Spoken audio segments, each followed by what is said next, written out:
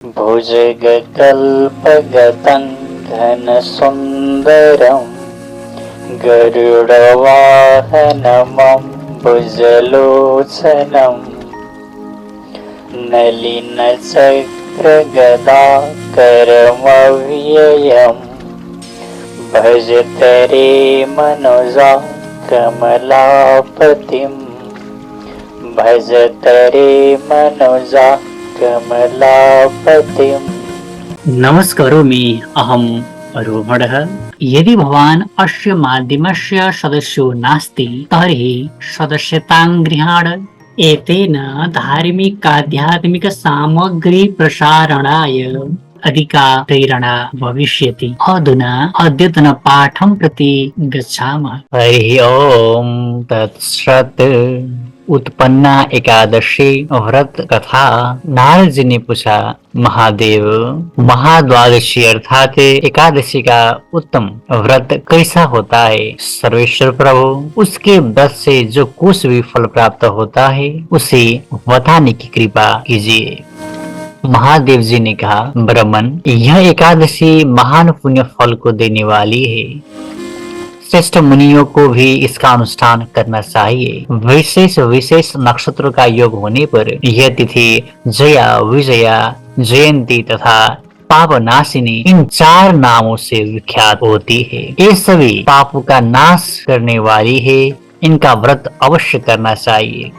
जब शुक्ल पक्ष की एकादशी को पुनर्वसु नक्षत्र हो तो वह उत्तम तिथि जया कहलाती है। उसका व्रत करके मनुष्य निश्चय ही पापों से मुक्त हो जाता है। जब शुक्ल पक्ष की द्वादशी को श्रवण नक्षत्र हो तो वह उत्तम तिथि विजया के नाम से विख्यात होती है। किया हुआ दान और ब्राह्मण भोजन सहस्त्र गुणा फल देने वाला है तथा होम और वास्तु सहस्त्र गुणे से भी अधिक फल देता है। जब शुक्ल पक्ष की द्वादशी को रोहिणी नक्षत्र हो तो वह तिथि जयंती कहलाती है। सब पापों को हरने वाली है। जब उस तिथि को पूजित होने पर भगवान गोविंद निश्चय ही मनुष्य के सब पापों को धो डालते हैं। जब कभी शुक्ल पक्ष की एकादशी को पुष्य नक्षत्र हो तो वह महापुण्यमयी पापनाशिनी तिथि कहलाती है। जो 1 वर्ष तक प्रतिदिन 1 व्रत तिल दान करता है तथा जो केवल पाप नाशिनी एकादशी को उपवास करता है, उन दोनों का पुण्य समान होती है। उस तिथि को पूजित होने पर संसार के स्वामी सर्वेश्वर श्री हरि संतुष्ट होते हैं तथा प्रत्यक्ष दर्शन भी देते हैं। उस दिन प्रत्येक पुण्य कर्म का अनंत फल माना गया है। सगर नंदन, ककुत्स्थ, नहुष तथा राजा गादी ने उस तिथि को भगवान की आराधना की थी। भगवान ने इस पृथ्वी पर उन्हें सब कुछ दिया था। इस तिथि के सेवन से मनुष्य 7 जन्मों के कायिक, वाचिक और मानसिक पाप से मुक्त हो जाता है। इसमें तनिक भी संदेह नहीं है। मनुष्य उस नक्षत्र से युक्त एकमात्र पाप नाशिनी एकादशी का व्रत करके मनुष्य 1000 एकादशियों के व्रत का फल प्राप्त कर लेता है। उस दिन स्नान, दान, जप, होम, स्वाध्याय और देव पूजा आदि जो कुछ भी किया जाता है उसका अक्षय फल माना गया है। इसलिए प्रयत्न पूर्वक इसका व्रत करना चाहिए। जिस समय धर्मात्मा राजा युधिष्ठिर पंचम अश्वमेध यज्ञ का स्नान कर चुके, उस समय उन्होंने यदुवंशावतंस भगवान श्री कृष्ण से इस प्रकार प्रश्न किया। युधिष्ठिर बोले, प्रभु, नक्त व्रत तथा एक भुक्त व्रत का पुण्य एवं फल क्या है? जनार्दन, यह सब मुझे बताइए। श्री भगवान ने कहा, कुंती नंदन, हेमंत ऋतु में जब परम कल्याणमय मार्गशीर्ष मास आए तब उसके कृष्ण पक्ष की द्वादशी तिथि को उपवास व्रत करना चाहिए। उसकी विधि इस प्रकार है। दृढ़ता पूर्वक उत्तम व्रत का पालन करने वाला शुद्धचित्त पुरुष दशमी को सदा एक भुक्त रहे अथवा शौच, संतोष आदि नियमों के पालन पूर्वक नक्त व्रत के स्वरूप को जानकर उसके अनुसार एक बार भोजन करे। दिन में 8वें भाग में जब सूर्य का तेज मंद पड़ जाता है उसे नक्त जानना चाहिए। रात को भोजन करना नक्त नहीं है। गृहस्थ के लिए तारों के दिखाई देने पर नक्त भोजन का विधान है। और सन्यासी के लिए दिन के 8वें भाग में, क्योंकि उसके लिए रात में भोजन का निषेध है। कुंती नंदन, दशमी की रात व्यतीत होने पर एकादशी को प्रातः काल व्रत करने वाला पुरुष व्रत का नियम ग्रहण करे और सवेरे तथा मध्याह्न को पवित्रता के लिए स्नान कर। कुएं का स्नान निम्न श्रेणी का है। वावली में स्नान करना मध्यम, पोखरे में उत्तम तथा नदी में उससे भी उत्तम माना गया है। जहाँ जल में खड़ा होने पर जल जंतुओं को पीड़ा होती हो, वहाँ स्नान करने पर पाप और पुण्य बराबर होता है। यदि जल को छान कर शुद्ध कर ले तो घर पर भी स्नान करना उत्तम माना गया है। इसलिए पांडव श्रेष्ठ उक्त विधि से स्नान करे। स्नान के पहले निम्नांकित मंत्र पढ़कर शरीर में मृत्तिका लगा ले। अश्वक्रांते रथ क्रांते विष्णु क्रांते वसुंधरे मृत्तिके हर में पापम यन्मया पूर्व संसितम। वसुंधरे, तुम्हारे ऊपर अश्व और रथ चला करते हैं। भगवान विष्णु ने भी वामन अवतार धारण कर तुम्हें अपने पैरों से नापा था। मृत्तिके, मैंने पूर्व काल में जो पाप संचित किया है उस मेरे पाप को हर लो। व्रती पुरुष को चाहिए कि वह एक चित्त और दृढ़ संकल्प होकर क्रोध तथा लोभ का परित्याग करे। अंत्यज, पाखंडी, मिथ्यावादी, ब्राह्मण निंदक, अगिम्या स्त्री के साथ गमन करने वाले, अनुयायी, दुराचारी, परधनहारी तथा परश्रीगामी मनुष्य से वार्तालाप न करे। भगवान के शब्द की पूजा करके उन्हें नैवेद्य भोग लगाए। घर में भक्ति युक्त मन से दीपक जलाकर रखे। पार्थ, उस दिन निद्रा और मैथुन का परित्याग करे। धर्मशास्त्र से मनोरंजन करते हुए संपूर्ण दिन व्यतीत करे। नृपश्रेष्ठ, भक्ति युक्त होकर रात्रि में जागरण करे। ब्राह्मण को दक्षिणा दे और प्रणाम करके उससे त्रुटियों के लिए क्षमा मांगे। जैसे कृष्ण पक्ष की एकादशी है वैसे ही शुक्ल पक्ष की भी है। इसी विधि से उसका भी व्रत करना चाहिए। पार्थ, इसको उचित है कि वह शुक्ल और कृष्ण पक्ष की एकादशी के व्रती लोगों में भेद बुद्धि न उत्पन्न करे। शंखोद्धार तीर्थ में स्नान करके भगवान गदाधर का दर्शन करने से जो पुण्य होता है तथा संक्रांति के अवसर पर 4 लाख का दान देकर जो पुण्य प्राप्त किया जाता है वह सब एकादशी व्रत की 16वीं कला के बराबर भी नहीं है। प्रभास नक्षत्र में चंद्रमा और सूर्य के ग्रहण के अवसर पर स्नान दान से जो पुण्य होता है वह निश्चय ही एकादशी को उपवास करने वाले मनुष्य को मिल जाता है। केदार नक्षत्र में जल पीने से पुनर्जन्म नहीं होता। एकादशी का भी ऐसा ही महात्म्य है। यह भी गर्भवास का निवारण करने वाली है। पृथ्वी पर अश्वमेध यज्ञ का जो फल होता है उससे 100 गुना अधिक फल एकादशी व्रत करने वाले को मिलता है। जिसके घर में तपस्वी एवं श्रेष्ठ ब्राह्मण भोजन करते हैं उसको जिस फल की प्राप्ति होती है वह एकादशी व्रत करने वाले को ही अवश्य मिलता है। वेदांगों के पारगामी विद्वान ब्राह्मणों को शास्त्र गोदान करने से जो पुण्य होता है उससे 100 गुना पुण्य एकादशी व्रत करने वाले को प्राप्त होता है। इस प्रकार व्रती को वह पुण्य प्राप्त होता है जो देवताओं के लिए भी दुर्लभ है। रात को भोजन कर लेने पर उसको आधा पुण्य प्राप्त होता है तथा दिन में एक बार भोजन करने से देहधारियों को नक्त भोजन का आधा फल मिलता है। जीव जब तक भगवान विष्णु के प्रिय दिवस एकादशी को उपवास नहीं करता तभी तक तीर्थ दान और नियम अपने महत्व की गर्जना करते हैं। इसलिए पांडव श्रेष्ठ तुम इस व्रत का अनुष्ठान करो। कुंती नंदन, यह गोपनीय एवं उत्तम व्रत है जिसका मैंने तुमसे वर्णन किया है।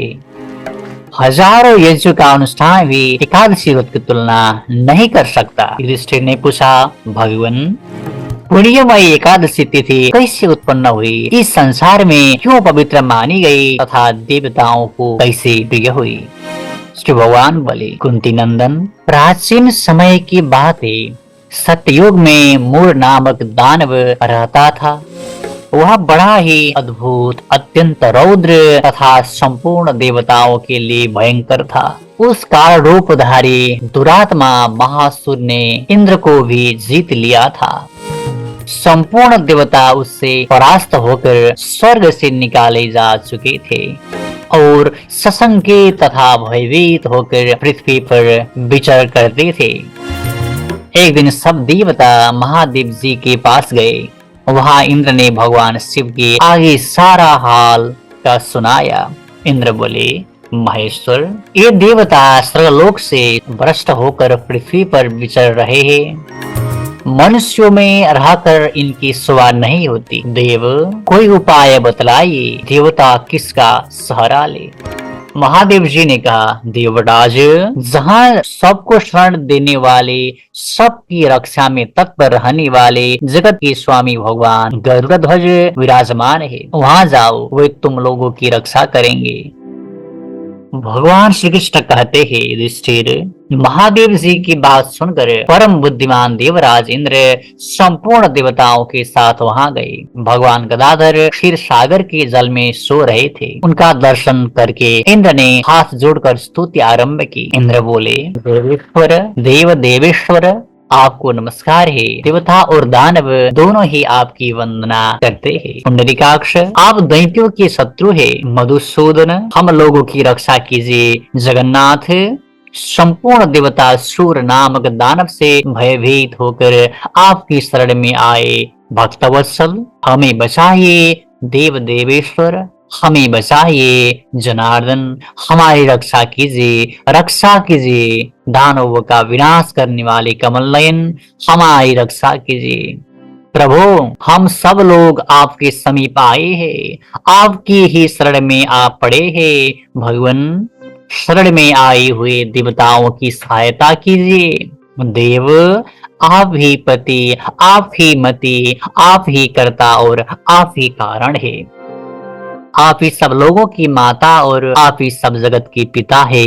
भगवान, देव देवेश्वर, शरणागत वत्सल देवता भयभीत होकर आपकी शरण में आए हैं। प्रभु, अत्यंत उग्र स्वभाव वाले महाबली सूर नामक दैत्य ने संपूर्ण देवताओं को जीतकर इन्हें स्वर्ग से निकाल दिया है। इंद्र की बात सुनकर भगवान विष्णु बोले, देवराज, वह दानव कैसा है, उसका रूप और बल कैसा है तथा उस दुष्ट के रहने का स्थान कहाँ है। इंद्र बोले, देवेश्वर, पूर्व काल में ब्रह्मा जी के वंश में कालजंग नामक एक महान असुर उत्पन्न हुआ था, जो अत्यंत भयंकर था। उसका पुत्र मूर दानव के नाम से विख्यात हुआ। वह भी अत्यंत उत्कट महापराक्रमी और देवताओं के लिए भयंकर है। चंद्रावती नाम से प्रसिद्ध एक नगरी है, उसी में स्थान बनाकर वह निवास करता है।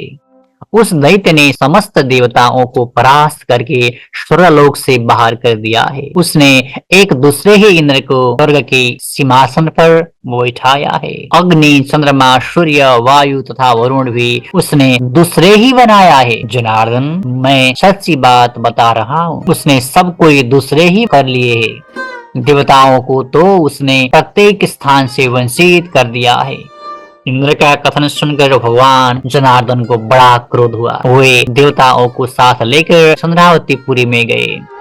देवताओं ने देखा दैत्यराज बारंबार गर्जना कर रहा है। उससे परास्त होकर संपूर्ण देवता 10 दिशाओं में भाग गए।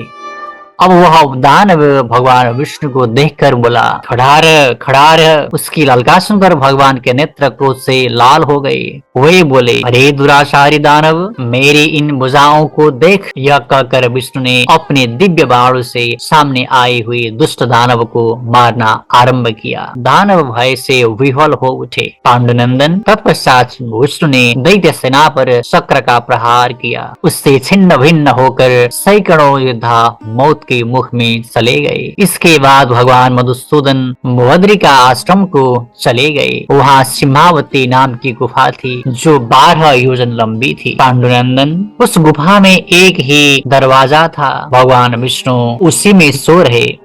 दानव मोर भगवान को मार डालने उद्योग में लगा था। वह उनके पीछे लगा रहा। वहां पहुंचकर उसने भी उसी गुफा में प्रवेश किया। वहां भगवान को सोते देख उसे बड़ा हर्ष हुआ। उसने सोचा, यह दानवों को भय देने वाला देवता है, अतः निसंदेह इसे मार डालूंगा। युधिष्ठिर, दानव के इस प्रकार विचार करते ही भगवान विष्णु के शरीर से एक कन्या प्रकट हुई, जो बड़ी ही रूपवती, सौभाग्यशालिनी तथा दिव्य अस्त्र शस्त्रों से युक्त थी। वह भगवान के तेज के अंश से उत्पन्न हुई थी। उसका बल और पराक्रम महान था। युधिष्ठिर, दानवराज मूर ने उस कन्या को देखा। कन्या ने युद्ध का विचार करके दानव के साथ युद्ध के लिए याचना की। कन्या सब प्रकार की युद्ध कला में निपुण थी। वह मूर नामक महान असुर उसके हुंकार मात्र से राख ढेर हो गया। दानव के मारे जाने पर भगवान जाग उठे। उन्होंने दानव को धरती पर पड़ा देख पूछा, मेरा यह शत्रु अत्यंत उग्र और भयंकर था, किसने उसका वध किया है? कन्या बोली, स्वामिन, आपके ही प्रसाद से मैंने इस महादैत्य का वध किया है। श्री भगवान ने कहा, कल्याणी, तुम्हारे इस कर्म से तीनों लोकों के मुनि और देवता आनंदित हुए हैं। अतः तुम्हारे मन में जैसी रुचि हो उसके अनुसार तुम मुझसे कोई वर मांगो।